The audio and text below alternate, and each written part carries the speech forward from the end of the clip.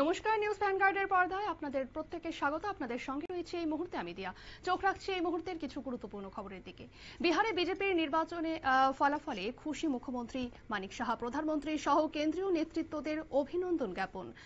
2026-এ বাংলায় বিজেপি সরকার গঠনের দৃঢ় প্রত্যয় মুখ্যমন্ত্রীর। কি জানাচ্ছেন মুখ্যমন্ত্রী ডক্টর মানিক সাহা, শোনাবো আপনাদের। होना ही था, मैं खुद भी गया हूं और मेरे पास जो अभी तक खबर है कि जहां मैं गया था, आपको याद होगा जो चंपारण में वहां पर 3 विधानसभा में मैंने किया था, तीनों में मैंने सुना, तीनों में आगे बढ़े हुए हैं। तो टिप ऑफ द आइसबर्ग वो समझ जाते हैं क्या होने वाला है।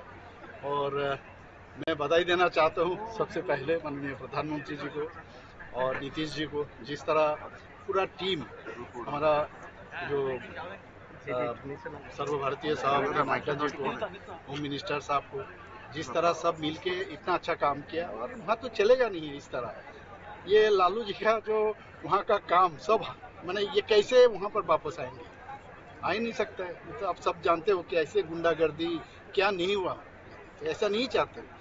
आप देखो बारी कौन सा है, बंगाल। अब बंगाल में नेक्स्ट आने वाला है, अब देखोगे बंगाल मुक्त होगा तो भारतवर्ष का चेहरा भी बदल जाएगा।